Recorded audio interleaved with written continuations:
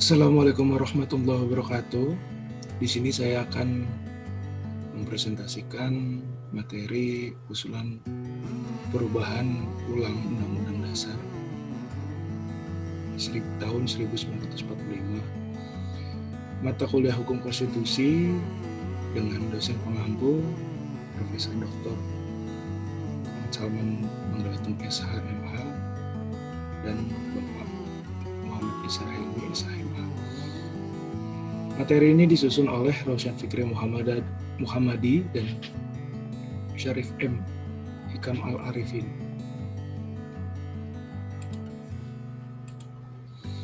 Amandemen Undang-Undang Dasar 1945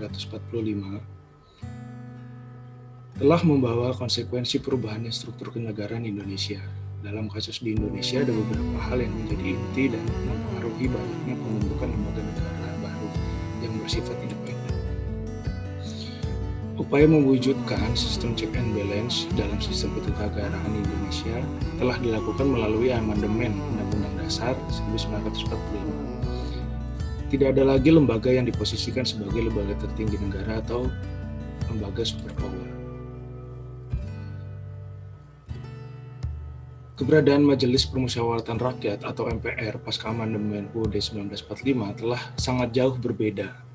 Kini MPR tidak lagi melaksanakan sepenuhnya kedaulatan rakyat dan tidak lagi berkedudukan sebagai lembaga tertinggi negara dengan kekuasaan yang sangat besar.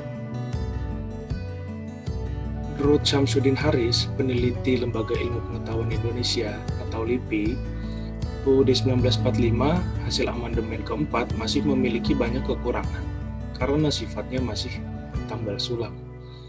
Proses amandemen yang hanya terjebak pada kepentingan jangka pendek, perubahan tidak sistematik dan tidak terpola, serta kualitas dan substansinya tidak koheren dan inkonsisten.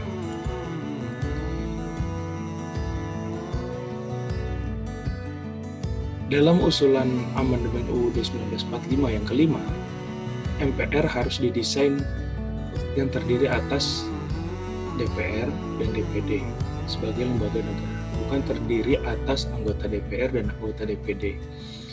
Hal sangat substansial, terutama dalam pengambilan keputusan bersama, yang harus dilihat pada eksistensi lembaga, bukan pada jumlah anggota, sehingga terciptanya keseimbangan dalam dua kamar legislasi. Eksistensi sistem kamar, baik unikameral atau bikameral, dalam lembaga perwakilan rakyat, efektivitasnya ditentukan oleh perimbangan kewenangan antar kamar dalam pelaksanaan fungsi parlemen, fungsi legislasi, fungsi anggaran, dan fungsi pengawasan, termasuk fungsi representasi dan rekrutmen jabatan politik. Dan semua fungsi itu, perimbangan terhadap fungsi legislasi lah yang menjadi faktor sentral dalam penguatan mekanisme lembaga perwakilan rakyat, bahkan sebagai implementasi dari mekanisme check and balance antar kamar. Kekuasaan kehakiman menurut Undang-Undang 1945 sebelum perubahan dilakukan oleh Mahkamah Agung dan lain badan kehakiman. Setelah perubahan UUD 1945, kekuasaan kehakiman tersebut selain dilakukan oleh MA, juga dilakukan oleh Mahkamah Konstitusi atau MK. Akhirnya Komisi Yudisial juga menjadi salah satu pendukung terwujudnya kekuasaan kehakiman yang independen dan imparsial dengan melakukan seleksi calon hakim agung. Komisi Yudisial merupakan lembaga baru yang sengaja dibentuk untuk menangani urusan terkait pengangkatan hakim agung serta penegakan kehormatan, keluhuran martabat, dan perilaku hakim. Kekuasaan kehakiman dalam usulan amandemen UUD 1945 yang kelima melahirkan Mahkamah Konstitusi, Komisi Yudisial, dan Mahkamah Agung dengan fungsi dan tugas yang berbeda-beda, sehingga antara Mahkamah Konstitusi, Mahkamah Agung, dan Komisi Yudisial saling mengontrol dan mengimbangkan dalam praktik terjadinya superpower pada salah satu lembaga kekuasaan kehakiman dan lembaga kekuasaan kehakiman belum menjalankan check and balance dengan penuh tanggung jawab. Beberapa urgensi dalam usulan amandemen UUD 1945 yang kelima. Yang pertama adalah kedudukan DPD yang belum efektif. Selanjutnya ada sistem check and balance antar lembaga yang masih kacau. Selanjutnya, kebingungan mengenai kedudukan MPR. Keempat, menjamurnya komisi-komisi dan lembaga negara. Kelima, format pemerintahan daerah yang belum bagus.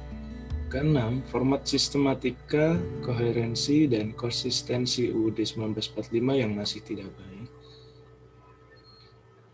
Selanjutnya, bentuk negara kesatuan yang masih belum berhasil mewujudkan kesejahteraan.